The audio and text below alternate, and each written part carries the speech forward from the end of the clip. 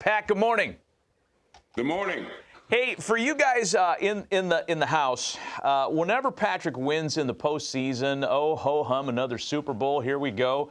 Is it the same rush that you guys have as a family now as when Pat went to his first Super Bowl in the NFL? Well, I still get as excited as I did when he started winning the first ones, especially this one, with them supposedly not having, as good a team as he normally has. But for the first time in his career, he has a real defense, so it makes it a lot easier to play the game this way. And I'm just glad that he's doing a good job, and we get to celebrate those victories with him. You know, Pat, what I find interesting is when I'm around people, they'll always ask me, like, when do you know if your son or daughter or son really is going to have a chance to play in the major leagues? I always have the same answer, 0.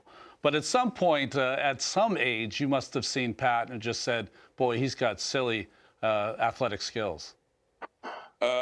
Very early, man. I mean, it was crazy. He was just a little different. I've said it several times. He was just a little different kid. The way that he studied people, the way that he just watched everything, he could pick it up so fast. So I thought he had a chance to play professional baseball, early on. But this football thing, that what was pretty surprising to me. Pat, your career ended after the 2003 season, after better than a decade in Major League Baseball. Patrick is at an age now where he probably looks back on those days going to the ballpark with you a lot differently than he did at the time. What are your early memories of bringing Patrick to the ballpark with you? It was 1999 when I was with the Mets. Is when the first time I took him to the ball field, and I told the equipment manager there, I said, I want you to make him a uniform. I'm gonna start taking him out, with me for BP. And at first, they told me I couldn't do it because he was too small. But I was like, hey, he'll be fine. I'm gonna watch him. He'll be fine. And they're like, what if he gets hit? And I'm like, well, if he gets hit, he won't do it again. So, they finally, gave in and let me get him out there on the field, and he ran around tracking the balls and stuff like that.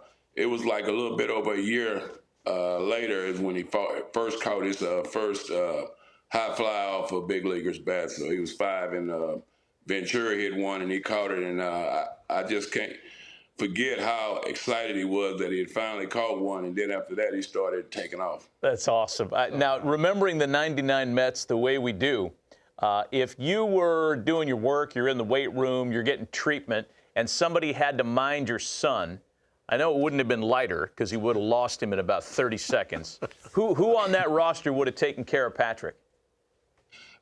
He spent most of his time with Mike Hampton and Benny Agbayani. Those were the guys that kind of, watched him whenever I had to go do something, when the pitchers had to hit, stuff like that. Those were the guys I kind of left him with, and he was always around them. So he was in pretty good shape. As long as I didn't keep him around Al, as you said, he was all right. Did you ever let him play dominoes with Ricky, or that was probably too much for a young boy? He did play some dominoes with Ricky. Man, me and Ricky used to play every day, so he did get a chance to play with him a little bit. That's excellent. That's so good, man. Pat, in '99, I'm thinking back, that was one of your best years after coming back from Japan. You went there for a couple of years.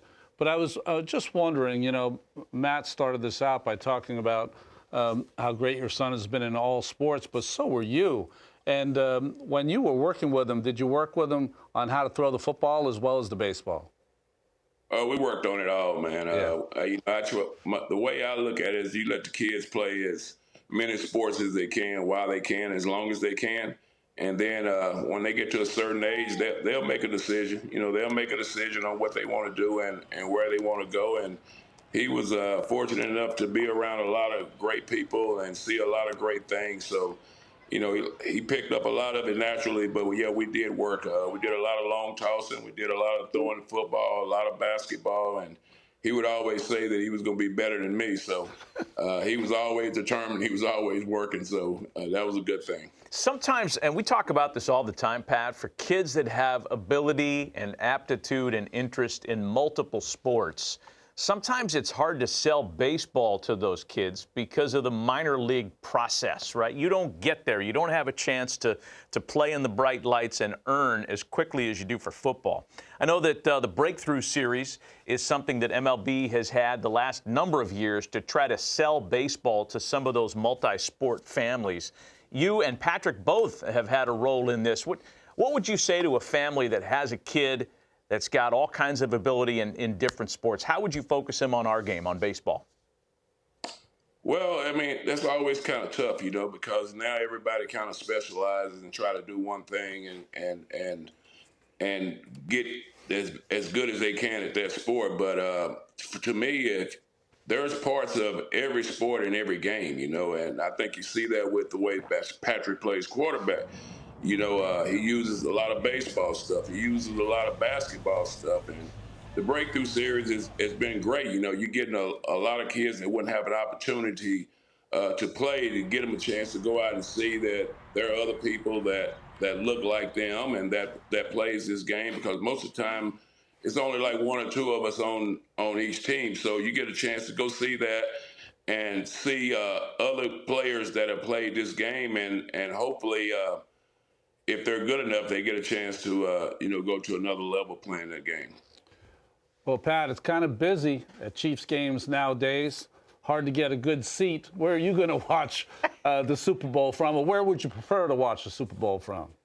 Well, I'm a little fortunate. Patrick has his own suite on the road and at home games. So me and the wife will be up in there watching the game in the suite and trying to pull him on and root him on to another victory.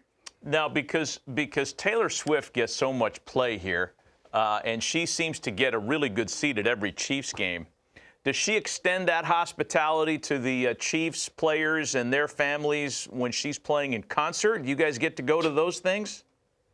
I've never been to one of her concerts, but I would imagine that that may be a perk that we get to get now. Now that she's with Travis. Travis is like a son to me, and she's been very pleasant and polite to me and everything. And I just love the way the whole thing's going about. Maybe she's a good luck charm or something. I don't know, but we're starting to win again. Hey, Pat, we really appreciate the visit today. We always love visiting with you and rooting for Patrick. So on your behalf, go Chiefs. And, boy, I'm so excited I'm throwing pens here. Thanks again for the time, Pat. Great to see you.